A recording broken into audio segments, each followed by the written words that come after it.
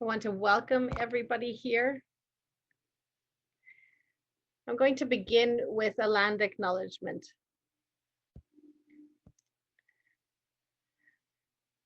So we come together to think about a land acknowledgement as a way of standing against the racism that has been subjected to Indigenous people of this land. And in this particular time, I want us to think about and remember that the first peoples of this land cultivated a relationship with this land over tens of thousands of years. This is their homeland.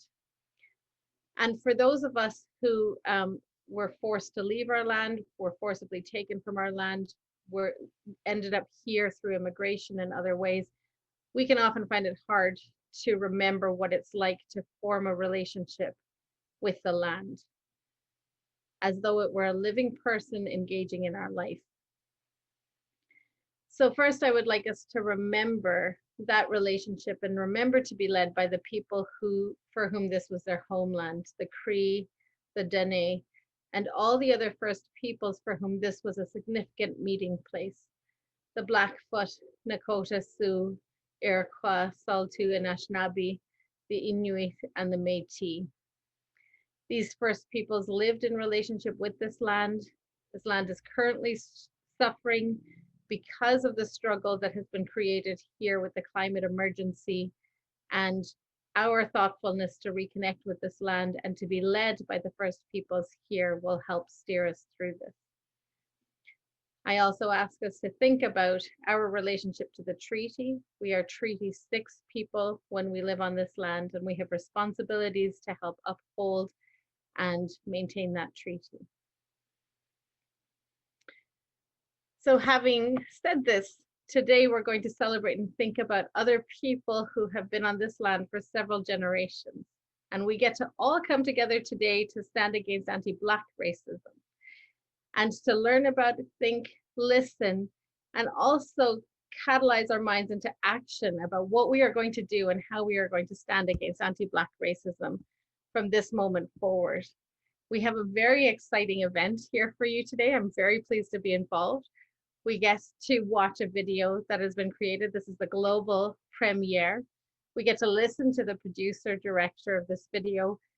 You will be engaged in a panel discussion with young Black Albertans who participated in this video, and there will be an educational opportunity and a resource guide.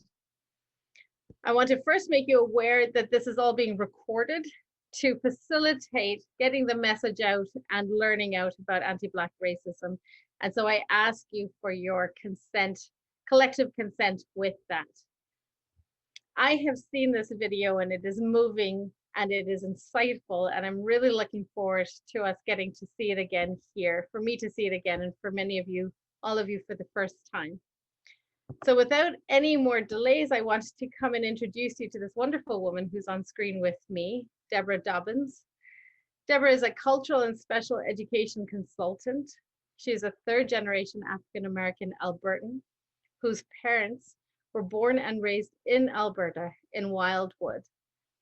And her grandparents emigrated to this part of our world in the early 1900s from down below in the South United States, from Oklahoma, Illinois, Missouri, and Texas. She is the president and CEO of the Shiloh Center for Multicultural Roots. This is a nonprofit organization that was founded in 2010 that is grounded in a mosaic of rich, inclusive African-American Canadian heritage, dating as far back as pre-1910. In that capacity, she works diligently as the director, project manager, grant writer, and an organizer of cultural events.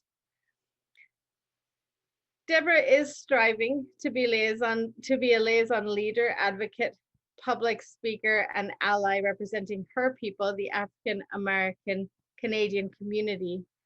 I need to tell you that in my interactions with Deborah, I have found her kind, open-hearted, very insightful, and she has steered this whole project to fruition to get the message out to people, to hear and connect with young Black Albertans, their history, which is our shared history, and to get us lined up to stand together, shoulder to shoulder, and to move things forward.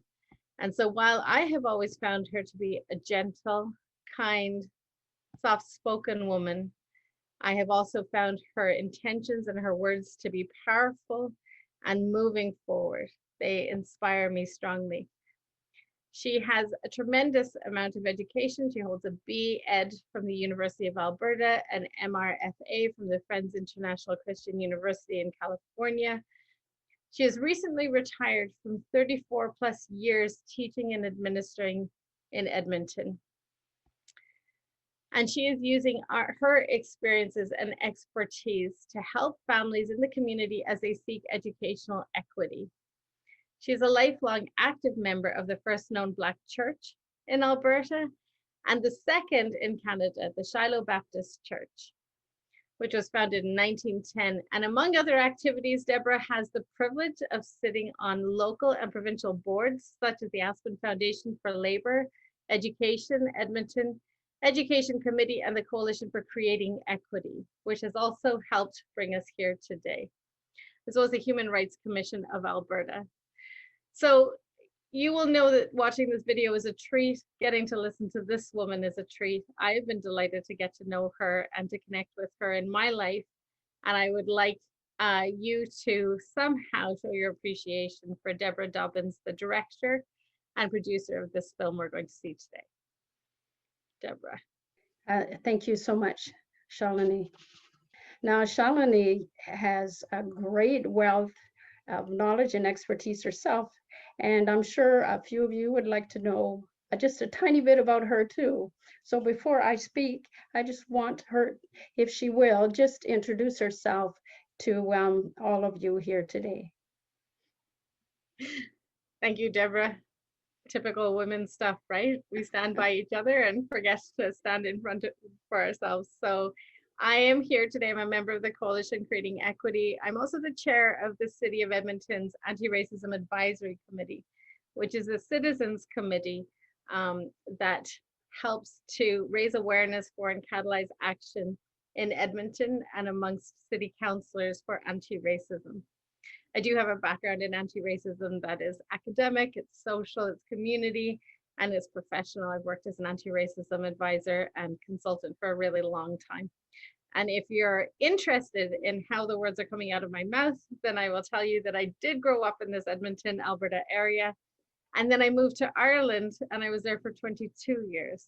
And that is the mixed marriage of accents that's coming out of my mouth. But I'm delighted to be here back in Edmonton with you in the last couple of years. Thank you, Deborah. You are most welcome, and thank you. Now I'm just going to tell you just a little bit of history that brought us to this point today. In 2018, I'm going to go back that far.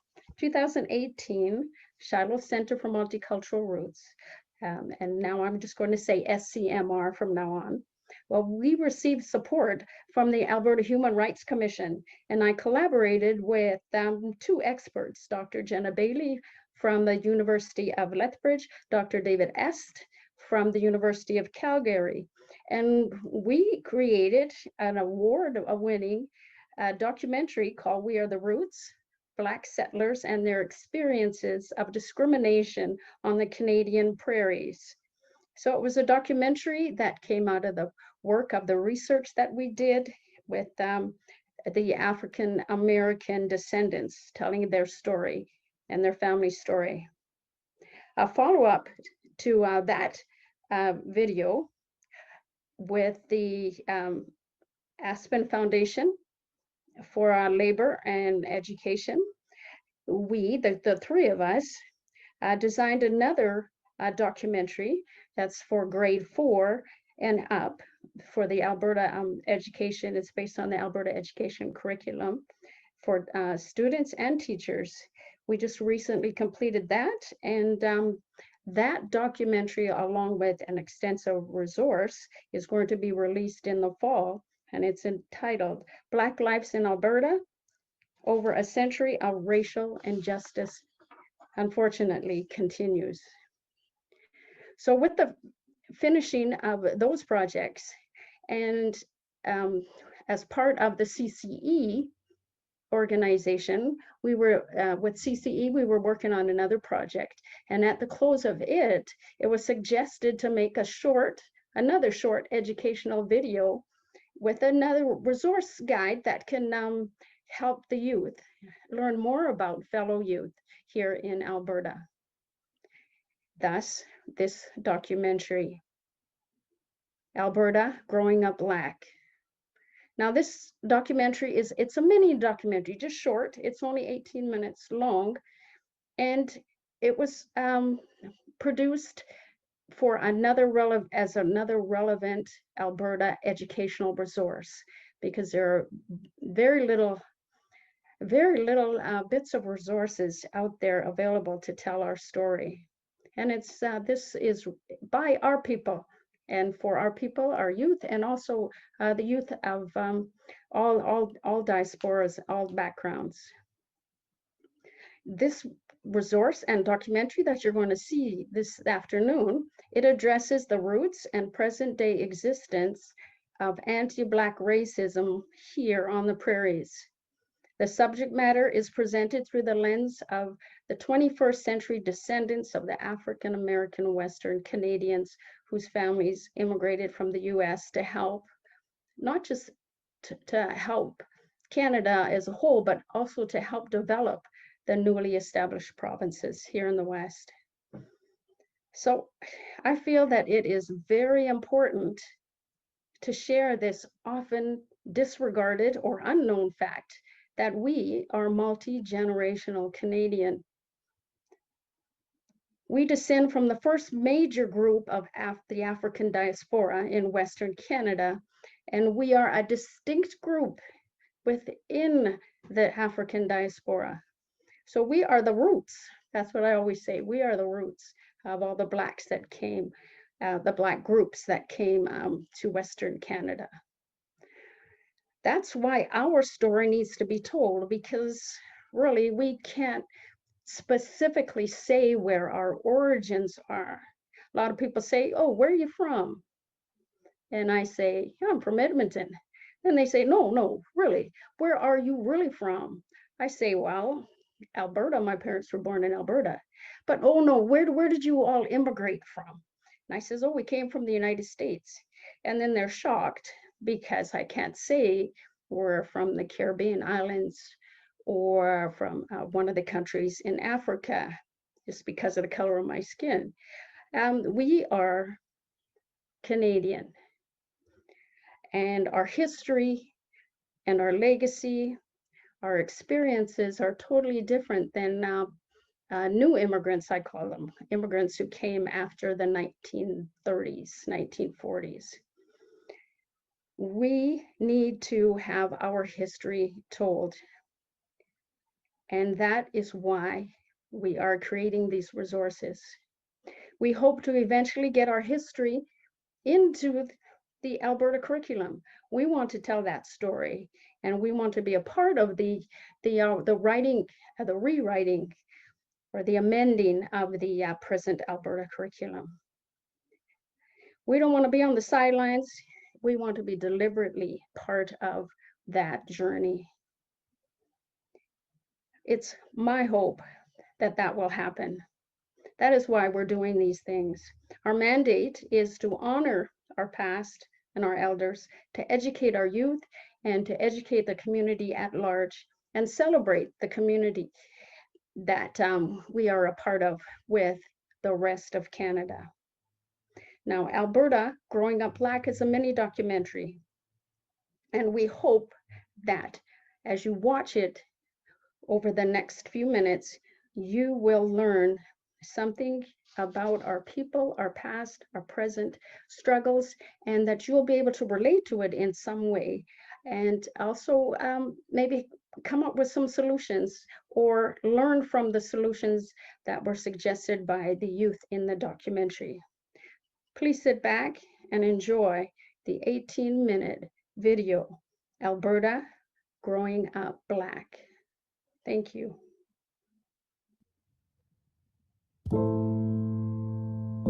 We have been here for over 100 years, so we should be treated as equal citizens.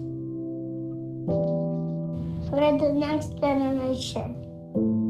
We want fairness. Truth matters, not skin color. Respect matters. I am from here. We are all Canadian, so let's just get along. Alberta. Growing up black. I was born by the river in a little tent, and just like the river, I've been running ever since. I am fourth generation Albertan. My great paternal grandparents came as freedmen from the United States to help develop Alberta and raise their family in a place they thought was free of discrimination and hate. Prejudice practices based on skin color were and still are present here in Canada. This is a snapshot of our story of the continued systemic racism that has been occurring since Confederation. Fourth and fifth generation descendants of the African American Albertan homesteaders tell their stories in order to encourage dialogue, engagement, and social change. As our African American Albertan community continues to confront anti-Black racism here in Canada, 100 years later. A change gon' come. Oh. My great-great-grandmother came through way of Oklahoma. My grandma Mary was born in Beatrix, Arkansas. And so my family on my mom's side comes from Arkansas. My great-grandmother Elda was born also in Arkansas. And so the journey started there in 1910. My family came from a couple of places, so Oklahoma, Georgia, and then a little bit after that, Texas. They came up here pretty early and were one of the first people in Athabasca. I know they came up by horse carriage with a horse wagon, so I know that was a long journey to come up here. I did a little bit of research on my grandma's side and found out that there's family that came from Oklahoma and Louisiana, and there's also roots dating back from 1863 from the Trail of Tears, which is the Aboriginal side of my grandma's side of the family. She was one of 9 kids, and so after the mother passed away, everyone kind of split up. So she kind of was on her own. He was a stonemason and a bricklayer, and he actually had to leave his children at home while he went and worked because there was no programs for that. My great-grandmother was a bit of a gambler, so she traveled all over the States. And then they returned briefly to Arkansas in the 1940s, but she had to leave because she got into a fight with a white man and she slapped him in his face. And basically, she was kind of chased out by a mob. My grandpa was a welder. He came to Edmonton in 1947. He owned a mechanic shop. He owned a welding shop. He was a jack of all trades. This stool actually is something that he made. All that I know is that my grandfather was the first Black electrician in Alberta, I think it is. And we all descended from him. For my grandfather, he was an electrician, and he did have to deal with a lot of hardships and things with being a Black electrician in Alberta. My grandma Mary was an extraordinary woman. She would always talk to me about having character, the importance of character. And she talked about working in an establishment where she was the only Black woman pretty much that worked at the Bull Street at that time and had quite a large caseload. And she would, tell me stories as young as 4 years old about what she would face in those situations and, not being always treated with respect or kind of, getting called slurs or whatnot. He never spoke much, but when he did, it was always important. He went to another room and he cried when Martin Luther King passed away. Yes, it will.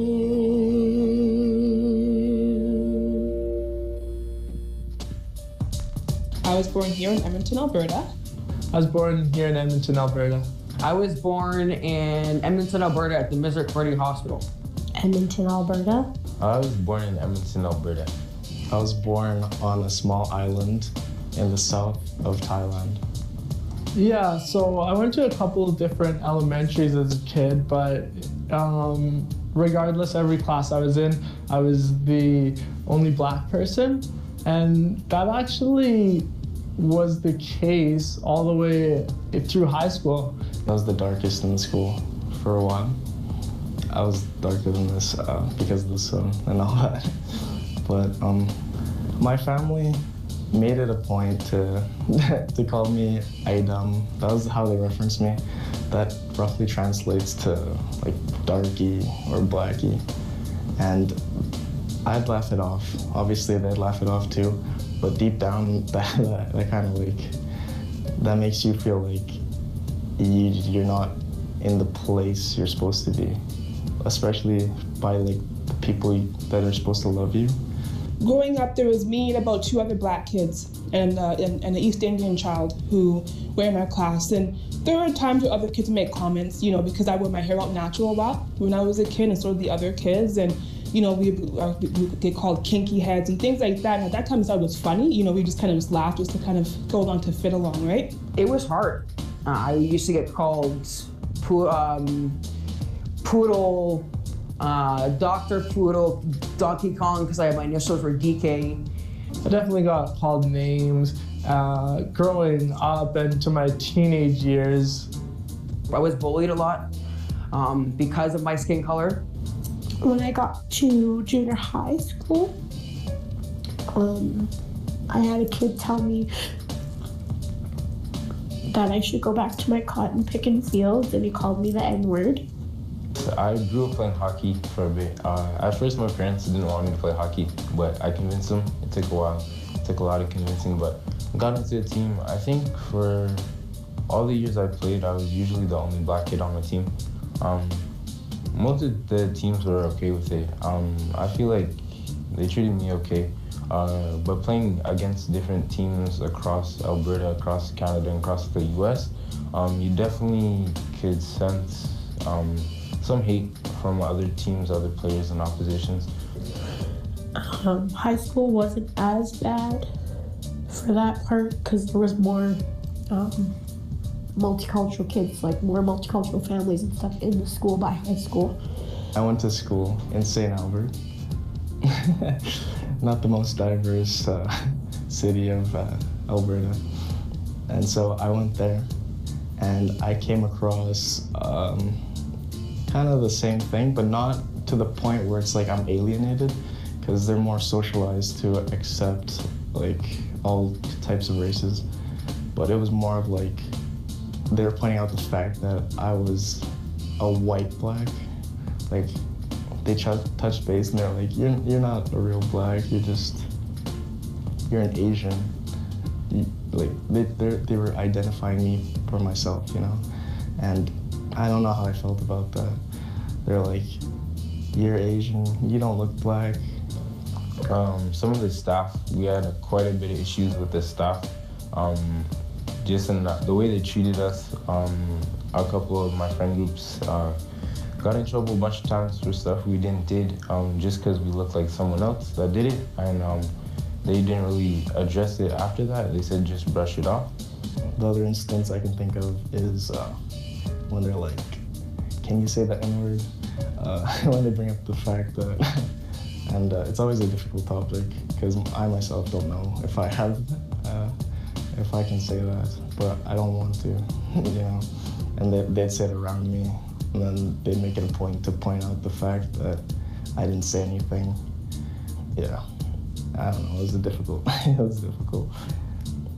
I would have to defend myself and sometimes others, depending on the situation. But I never really had never called an N-word or anything like that. It was just more, about my hair or, my skin color sometimes. Oh, you're really dark, right? So things like that. But other than that, I just took every day one day at a time and just kept on going. And I was used as like a diversity symbol for the school. So I was present in all the pamphlets and the headers, and I felt like they're kind of using the fact that I was a little darker as a selling point or a marketing point.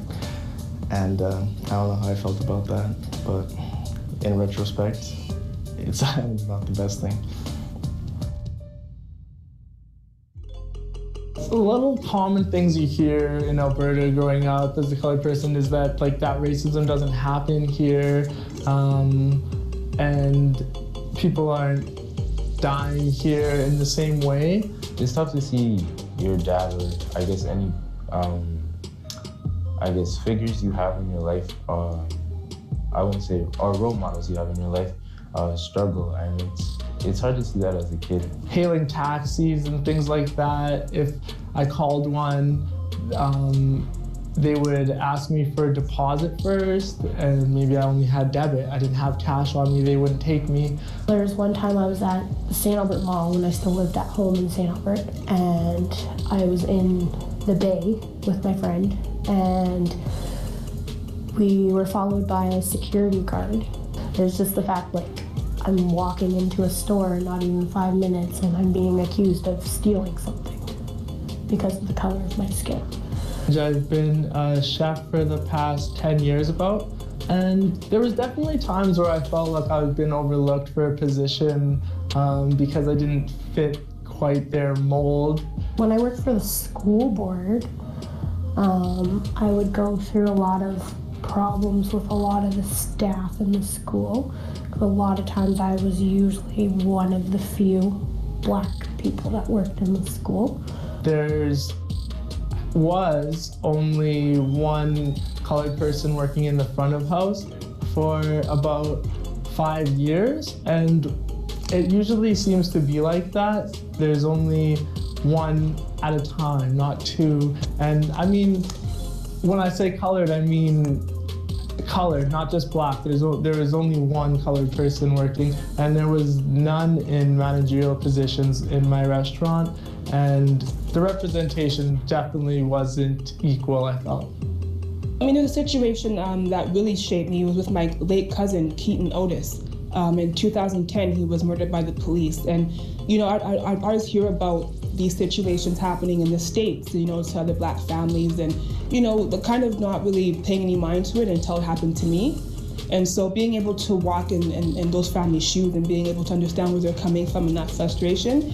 But also after Keaton passed away, I found out that we had some of that same stuff that happened to our family members in the South as well, by the Ku Klux Klan, hunted people down and murdered them. I think the recent cultural, social movement that's been going on has been letting people know that there's different degrees of racism, and it's quite systemic in Canada as well as US as to what's happening. So just being able to be more vocal about it without fear of, first of all, people not understanding or wanting to hear, I think has been a good thing in the most recent past. All of those experiences, I think, you don't really know how to cope with them.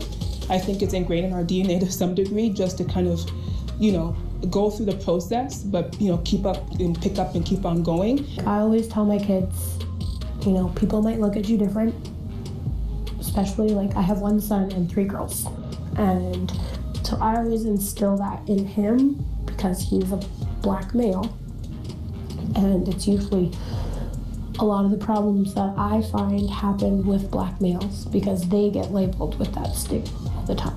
I've had to talk to them about, being aware of where you are and understanding certain situations, wherever you're at, and being just alert. And they don't always understand, because they're kids, so talking to them about some of these issues can be confusing, but they do understand, their history and where they come from. And unfortunately, these things that we still deal with till this very day, but you still have to, be aware, be alert, and just, show up and continue to fight.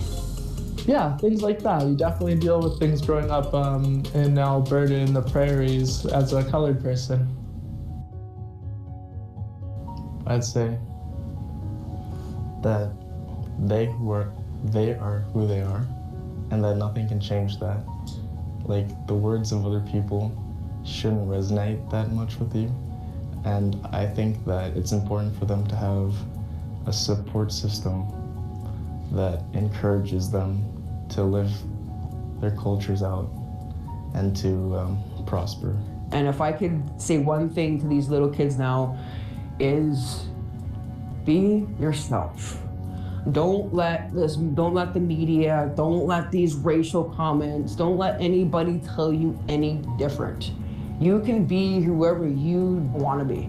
But, you just, like my grandma always said, character is important. So even when people are making fun of you or trying to put you down, you just have to say, you know what, it is what it is. I'm proud of my hair and all of who I am, and just continue to rise and to shine. I think it's just that, is realizing that we as Black people have been, whether you want to agree or not, have started with the disadvantage, and to kind of even that playing field and just let us have the same opportunities or out of the starting gate that other families might have would be a great start. I don't have all the answers, so I don't know, but even just talking about it is helping, I'm sure. I bleed the same color that you bleed on the inside. I said, we all have bones on the inside the same. I said, we're all like a book. And that's one thing I used to say to kids when I worked in the schools as an educational assistant. I used to tell them that we're all like a book, and we all have a different story on the inside, but we all have pages on the inside with a story. But the outside of the book might be a different cover. But that doesn't make us any different. We're all people, and we all have feelings, and everybody should be treated the same. And so for me, as painful as those experiences have been, I always know that God's in control at all times. I always know that my family members would say to me, Tanika, we're good, we're all right. We want you to continue fighting the good fight, and teach all of our generation and future generations that no matter what is thrown at you, no matter how painful it is, you have a responsibility to get up and to say okay and keep on pushing. And I feel that definitely we're getting more diverse as a world as a whole. And I feel like 50 years from now, we won't have the same hardships or the same microaggressions and subliminal racisms that we have now. But that's what I hope. I hope that the world is going to be a little more accepting. So showing great character matters. Even in the face of adversity, your character matters. And that's what we have to do. That's what I hope for, is everybody just understanding a little bit more about each other. Less hate. Open your eyes. Look at the bigger picture. Now is the time to take a stand to make Canada equitable for all citizens who live here. The Charter of Rights and Freedoms of 1982 is part of our Constitution that is supposed to protect each of us, regardless of the color of our skin. Back down on my knees. Oh, there've been times that I thought I couldn't last for long, but now I think I'm able to carry on. It's been a long time coming, but I know a change gon' come. Oh, yes it will.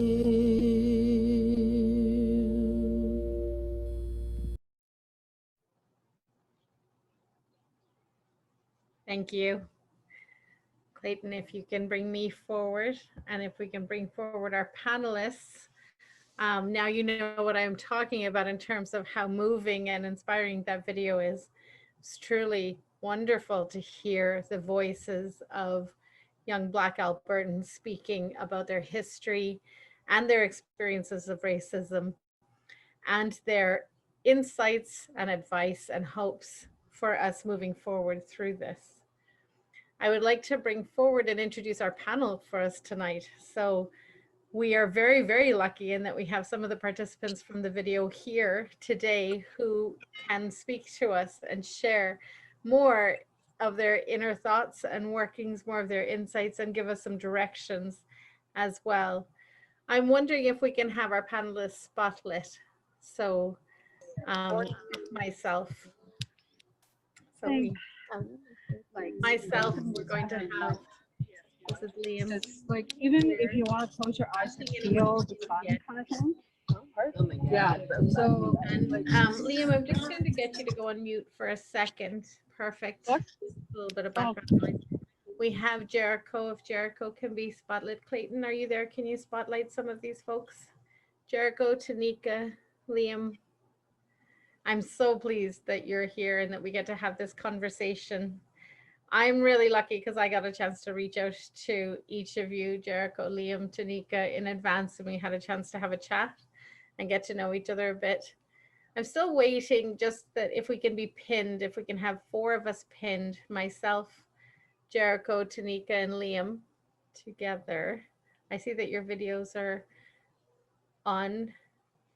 So while you're coming in, I would like to introduce, so you've heard her speak now in this video. You've heard how warm-hearted, insightful, intelligent she is. This is Jericho Dobbins here. She is 4th generation African-American Edmontonian, and she's a mother of 4. She has been a teaching assistant and has aspirations to complete beautification at college and to start a home-based business, which is excellent. And I love it when women get to be empowered and have the means of production in our own hands. I see Liam and Tanika, Clayton, Liam and Tanika they have their videos on. If we can also get them into this upfront spotlight. Perfect. So we have Liam here. So Liam is 4th generation African-American Caribbean Alberta descent. As you heard in the video, he is an athlete. He is also a post-secondary student. He is also currently working in the fashion industry, which is very exciting, and I can't wait to hear more about that later. And we have Tanika here, who is 1st generation African-American Edmontonian and also has a mother and grandmother who have come from the States. So, and I hope I didn't get that wrong, Tanika, the kind of both sides. No, that's very correct. Both sides of my family are African American. Great. And you have a passion for fitness, health, and wellness. And I also share a passion for health and wellness. And you're hoping to also follow in your mother's and grandmother's footsteps in terms of becoming a social worker in the field. So I want to welcome you all here. I want to start with, let's just continue to have this conversation about the history of Black Albertans in this place. So all of you have roots and ancestors who came to this place generations ago. For those who are right here present with us, you are, many of you, the 4th generation in Alberta. So having come from the States or the Caribbean. And I know there's a few myths that go around in Canada and also in Alberta. So we have a myth that's promoted in Canada that there was no slavery in Canada, that Canada is the place where free Black slaves from America came to. But now we have come to understand that the founders of this country were also slave owners. And we have this idea that Canada is a place of peace and tolerance. But then it turns out that, those of us who work in this field and who grew up with these identities experience this racism that you were talking about that goes back generations. So let me start first, if I can, with yourself, Jericho, with 4 generations of Albertans, Black Albertans here. What more would you want this audience to hear and really understand about how deeply rooted Black Albertans are here? Just to know that, we've said in the documentary, all of us, and in the past documentary that they did with the older generation as well too, that there's so much that people don't know. And that's why I'm really happy and like glad to be part of this documentary itself, as well as being part of the other one and helping with that one as well. Just to get the stories out there so people can understand that, like I said in the video, we're all people, we all matter, and we all have a story to tell. And if we can get our stories out there and continue sharing our stories and hardships and accomplishments, people will understand so much more than looking at us as a basic stereotype of what they look at us as being Black people. Absolutely, absolutely. And I also want to be appreciative that I think there were some young ones in the video, and those are your young ones, aren't they? Yeah, there's the 4 in the beginning were mine, and then there's a couple in the end. My sister-in-law and my 2 nephews were in the ending of the video as well. Nice, nice. And you are a mom, all respect, and you have some young ones around there. Do you feel that your young ones currently growing up today are going to get to feel rooted, like society gives them the message that they're from here and they belong? I try every day, like I said, to instill that in my kids, like, you know, that we're all the same. We all have the same insides, just different outsides, like a book. And, you know, I said, if people can't accept you for who you are, then at least at the end of the day, that they know that they have put in the effort to show those people who they actually are, aside from the color of their skin. Because my children, like you could see in the video, they're all biracial kids.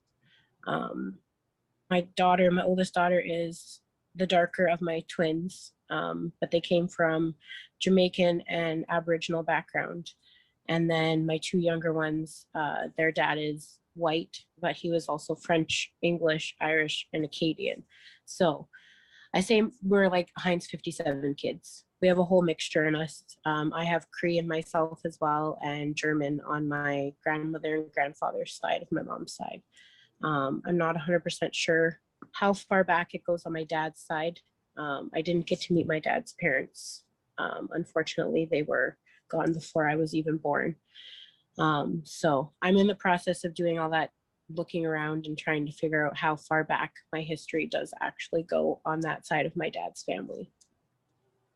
And I love that in the video, we also got a chance to really notice and recognize those identities of Afro-Asian that was there with Kenzen, Afro-Indigenous that was there with yourself, and I think someone else in the video as well. These are really important.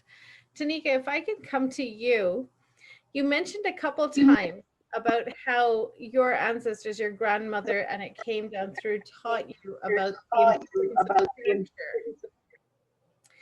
And how this theme running through quite then near the we need to draw on this. Will you tell us more about the human qualities that make up this person with character that we need to be moving through this? Yeah. Okay. What my grandmother meant when she would talk to me about character, it was really about when she was facing in the 30s and 40s, really when she was growing up, the harshest times in the South, along with her mother. And so what she meant by that is, yes, people will, you know, they will spit on you, they will kick you, they will call you all kinds of horrible names, but always stay in your character, you know, and that meant just stay in your poise. And so when she would tell me that when I was 4 years old, she would say to me, you know, Tanika, it's always important to remember your character, because people will call you out, people will call you down, people will spit and kick on you, but it's always important that you take the high road and that you remember, you know, God's first, and you have a purpose. So keep on that purpose, you keep on that fight, and don't let anybody tell you what you can and cannot be. And so that was to my grandmother what character was. Thank you. I wanted to come back to this idea of character, but I was going to come to Liam. We've just lost Liam briefly. So I'm going to stick with this moment of character for a second, and then we're going to come back to Liam when Liam's connection comes back to us. I wanted to ask you both, and I'm going to start with you, Tanika, because we're talking about this idea of character and this quality of how does one continue to hold your head up high, know who you are, raise your children to know who they are in the face of gross mistreatment and terrible adversity. And this is what's being taught down through parenting, through grandparenting, through the generations, and it's to help us to be able to withstand and to continue and to be ourselves, to be yourselves. And sometimes I think this conversation around racism needs to be turned around a lot. There's a lot of attention on what we need to do to survive this. And we need to turn the attention back around to what others need to do to overcome the struggle that they're having to fall into this misinformation, to be able to enact this mistreatment, to not teach their children through to how to break these cycles of mistreatment. So if I was to ask you, Tanika, to turn this around, what would you like other people to be teaching their children about character so that we can start ending racism? Just be aware, always be aware of the times that we're in, but, also understand how words impact people, even if you're not aware, like having those conversations with your kids about, what certain words, what certain phrases mean to certain people of color, and just being really aware of what's going on in your environment. And unfortunately, we live in society where not everyone is on that same thinking process. They still want to stay in their ignorance. So, I think it's, from my best opinion from growing up, it's always best for people to just be aware of the things that they say and, how they communicate. Everyone's learning, we get that, but just be open and have an open heart and open mind. Thank you. Really well said. Really well said. And so part of that journey of building awareness is this video, and there will be links, and it's on the front page of the website for Reach Edmonton at the moment, or the Coalition's Creating Equities website is on the front of Coalition Creating Equities website at the moment. So sharing this video, and something we're going to come to as well is that there's an educational resource guide along with this video. So part of moving on what Tanika is putting out there and saying about building awareness is to keep these resources reaching people, keep these conversations going, keep this resource and education guide going. Liam, you're back, which is just wonderful. I wanted to come to you just now, and Jericho, I'm going to come to you in a second with a question along the lines of what we were talking about. But to change the conversation a little bit in that first section, Liam, one of the things that struck me was you were talking about the isolation that a person experiences. So being the only one, the only in a situation. You were talking about it in terms of sports. You and several others in the video talked about it in terms of education. And actually, it truly resonated with me because even though my heritage isn't Black, it's also a racialized person heritage, and I constantly went to schools in which I was the only one. Can you talk more about the impact that that has on a person to always be the only one in a setting, in an environment? Hi, yeah, sorry. I'm just on a photo shoot set right now, so my Wi-Fi is kind of bad. But I feel like being the only person sometimes it feels good because, you're kind of unique and different. I feel other times it's just a little bit overwhelming. It's like you're the only one like you. And for example, like being in hockey on a couple of my teams, I was like the only Black player. And it's like whenever you're having issues with anything, it's like, who can you go talk to when you're the only one? Like no one will really understand your personal experience or stuff like that when you're just the only one. Yeah. And taking that one step further, because that experience you're talking about is so relevant, so important, that if something is happening to a person, who do you go to? And later on in the video, it wasn't yourself, it was someone else. When each of you was putting out something that you wanted young kids to know, one key idea that came across was how you need to have a support system to draw on. What are your thoughts if you would to push forward how there needs to be change in sports and the education system so that a young Black child who was in on the team in school, who was the only one, what needs to change so that they do have somewhere to go, someone to talk to, some sort of support system starting to be built? I think now, especially just like getting a little bit older and stuff, you realize that you need someone who's like maybe a figure, maybe whether it's a coach or a teacher or something like that, that can come to help you out. Because I know, like, although you could be on a team with another, say, black player or something like that, it's always hard, especially if there's no one to look up to. It's just like, who do I go talk to? Because for hockey, for example, my dad never played. None of my parents played or anything like that. So we eventually found a coach, like a black coach, that like reach higher levels and stuff. But it wasn't until I met him. His name is Eli Wilson, and we I kind of looked up to him, and he was able to guide me and just tell me about his career from a perspective as a black player. That things aren't always easy, but he was able to like teach me and guide me so that I was able to grow into a position where I can be successful in my sports, and whether it's sports or school and stuff like that. It's just always good to have someone that's a figure for the younger kids. Yeah. Yeah, really excellent point. And it occurs to me then to push out to this audience to kind of anchor this point for you to be thinking about I can't remember if it was Tanika or Jericho who was talking about making sure that we're raising awareness for these. I think Jericho was talking about making sure that we're raising awareness for these issues, and then getting educated on it. And this other piece then is a call to action as you're becoming aware of it, to help connect in role models and support systems for young Black Albertans who are in education, in teams, in the community, in different places. And also, I might say further, and maybe you can tell me what you think about this. Don't assume, if this is not your experience, that somehow you can be the person to provide this. Really expand out looking for who are the connectors and the role models amongst Black Albertans who can provide this support system. Because honestly, if you don't have the experience, then you probably aren't the person to speak to that. Liam, you're nodding there. Will you tell me more what you think about when I say that?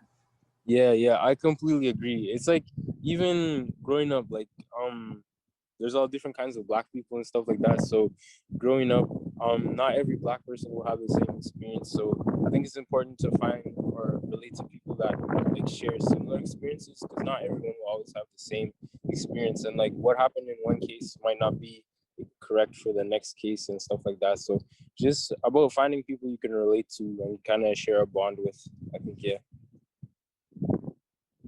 Nice. Thank you.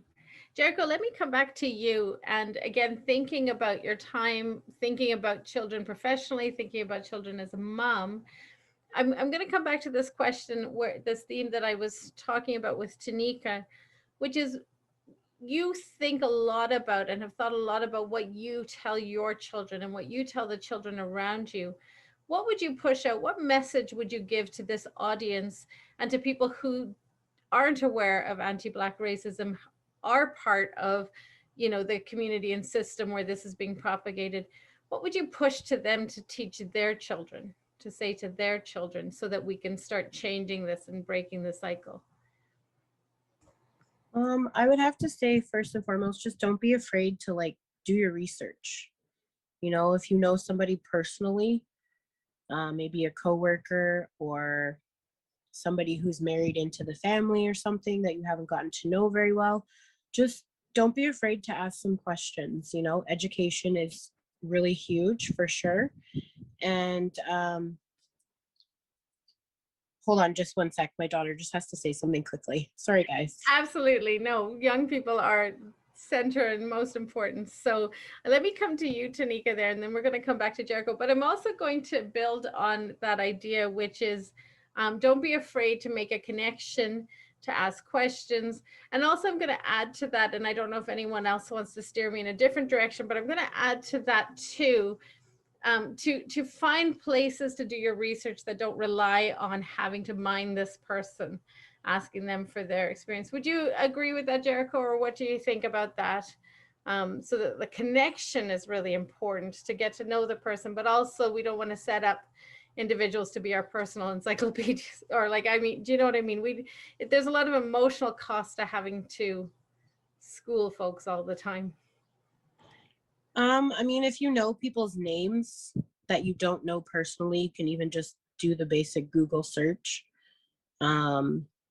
Reading is another thing. I mean, we all have technology of some kind nowadays, so it's easy enough to just say, hey, Google, give me some insight on whoever or however you want to do it. And you'd be surprised what you can find if you take the time just to look up things.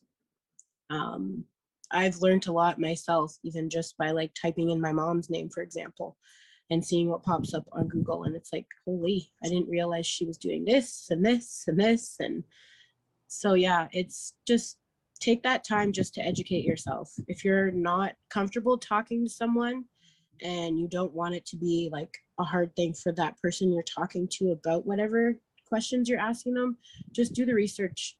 Chromebook, computer, tablet, whichever, phone, any type of research, you'll be able to learn a lot of things just by changing around like keywords, especially too. And just type in different people's names and just get all the information you can and go from there and just be accepting of everything and everybody.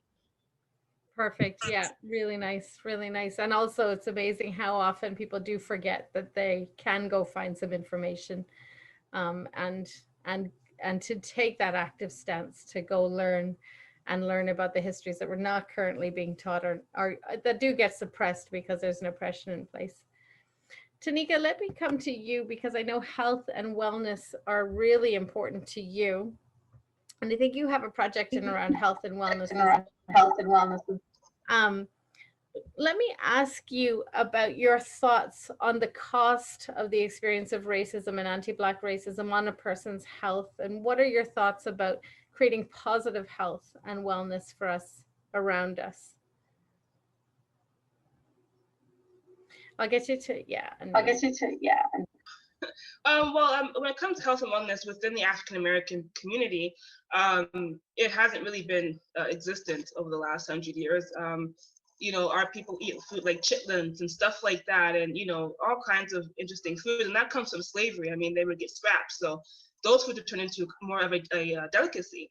So when you've been eating those foods for generations and generations, heart attacks, diabetes, all kinds of things impact, and people start dying at very young ages of heart attacks and all kinds of things. So for me, my fitness journey started when I was 18, and I love fitness. I can work out all day. But recently, as of 2018, I incorporated up here a walking group called Girl Trek, which is based in the United States. It was founded in 2010, and their sole purpose was to get Black women out walking, just in some sort of activity. And now what's happened is they have form groups, so they do workouts, they give tips on food, all kinds of really amazing things, and it's really a big support network for Black women and people of color to really get encouraged about learning how to eat differently, learning how to fuel your body differently, and even when you're feeling down and depressed, like getting up and doing a workout, and that does make you feel better, right? So for me, I think fitness and health and wellness is very crucial and important, especially now for all people of color, because everyone's had their different experiences, but it does give a better insight and more help for people who are feeling maybe like they're stuck or they don't have any outlets, right? Go for a nice walk, 10-minute walk, and that's really what Girl Trek is. We were going to have a mega walk last year around this time, but due to COVID, we could not. So we're hoping to do it next year. So yeah. Nice. And actually, I mean, because we do know that Black people have been affected more by COVID because of a variety of issues, including these historic issues that you're talking about in terms of health, as well as the stress that comes from oppression and racism, as well as the fact of chronically being in low paid or frontline jobs, chronically being in frontline jobs. But Black and brown bodies have been hurt and damaged more by COVID than others. And so this issue of health is really, really important. Jericho, you're back, and I just wanted to check in with you around, you were talking about what to teach other people. You did get a chance to finish talking about research and educating. So yeah, sorry, I might have forgotten there. Just tell me, is there something that you were in the middle of saying there that you wanted to say? To be honest, I can't even remember what the last thing I really said, because my kids just came all in the room and wanting to go here, wanting to go there. So yeah, that's cool. I think I had a mama moment myself there where I remember that you had left in the middle of an answer, but then I think you came back. I think we might have had another answer, but I forgot, you know. Yes, but anyway, good.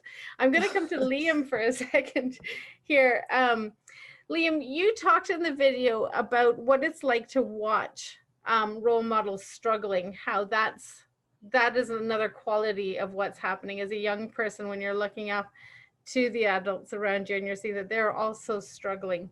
Can you tell us more about that? And can you tell us how we can kind of set things up to push things to make it safer for young people? Oh, my phone is able to die. Yeah, I think like just watching people who are you're supposed to look up to struggle can be pretty hard at times, and it's like discouraging. But when you see them like be able to overcome their challenges or overcome what's been holding them down, I think it's been good to see, and that can be used as motivation too. I don't really have much more to say, but yeah. Okay, cool. You're on a fashion shoot at the moment. Just tell us a little bit about your current work and what you're doing. Yeah, so I work as a stylist and a stylist assistant. So I'm just building up my portfolio now. Just been working on like a number of variety of shoots for magazines and stuff like that. So just building my portfolio, hoping to get enough and be able to work for a bigger company one day. So that's kind of my goal, yeah.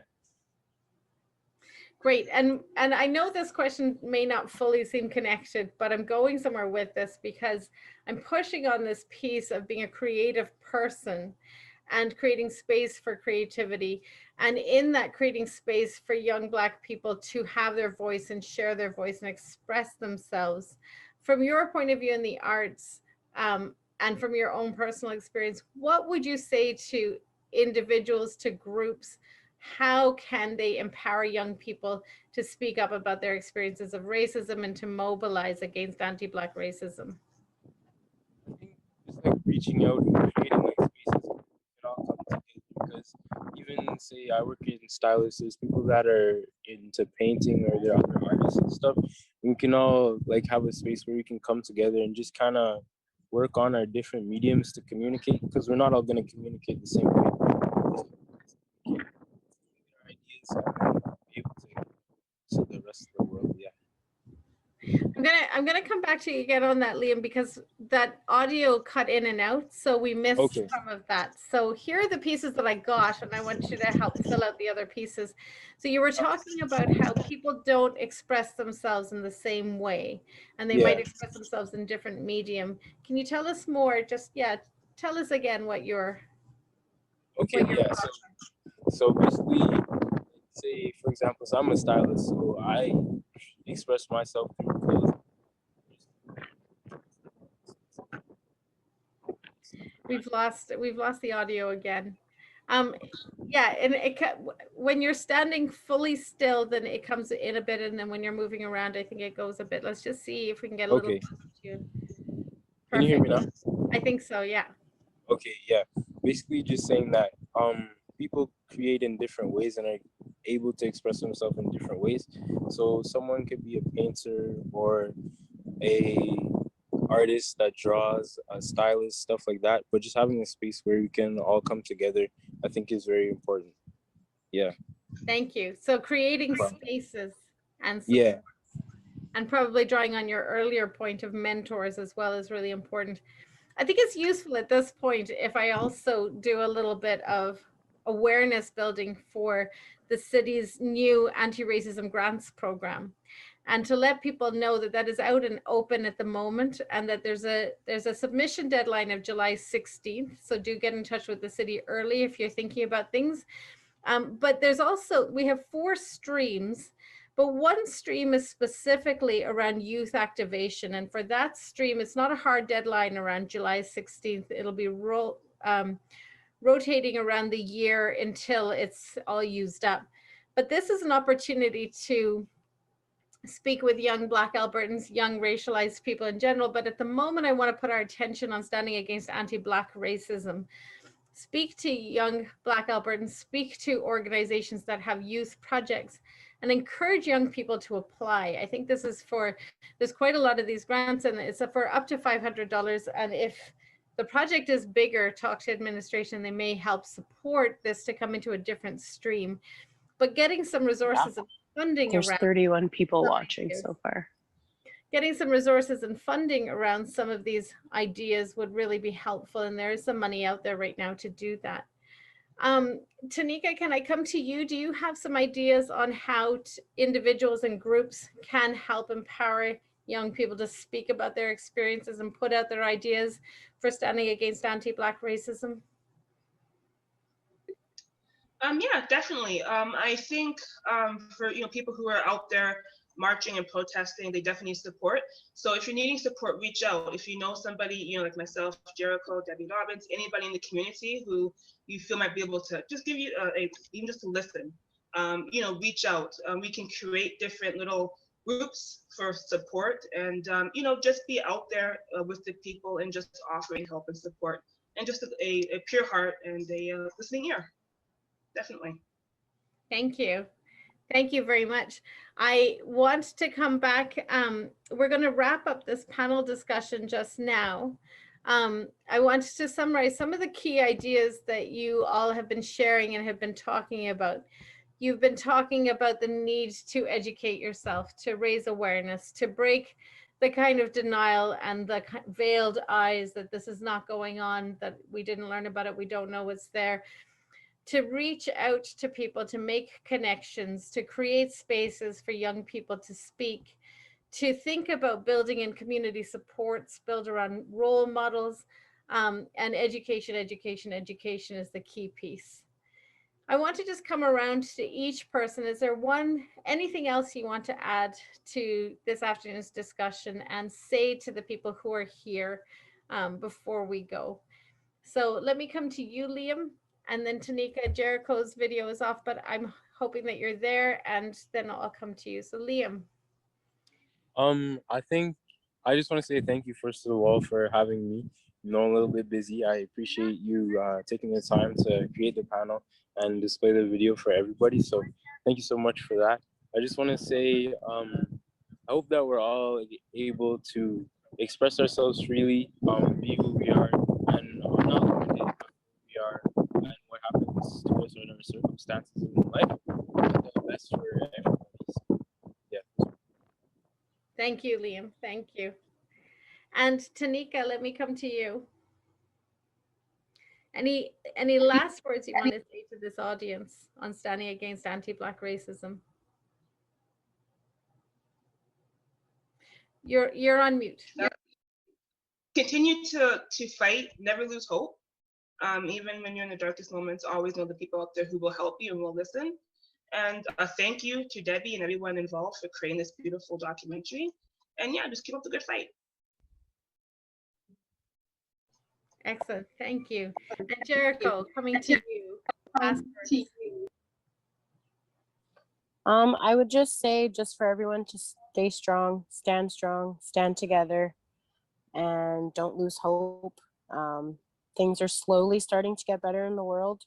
Maybe not as much as we want them to, but little by little, especially with a lot of education, and being part of something like this is really huge. And I'm really glad that I got to be part of it, as well as my kids, so that they get to keep learning about who they are and where they've come from, and just to keep striving and never give up. And remember that life is always beautiful. That's what one of my hair teachers actually would say to us every day, considering anything she was going through or we were going through. Just remember, life is always beautiful. Nice. Beautiful. That is a beautiful set of ideas from each of you to conclude this panel on. I really, on behalf of everyone who's going to watch this video, everyone who's watched it, everyone here, thank you so much for putting yourselves front and center, putting yourselves out there, having your voice, and making a difference to us here in this by making this contribution. So I'm going to direct everyone's attention to the resource, the educational resource guide that goes along with this video. It is up on the Coalitions Creating Equity website, and I believe it's going to be sent out to each of you here as well. It may be in the chat or it may be sent to you by email, but be aware that this is an educational opportunity here to watch the video and engage in the resource guide as well.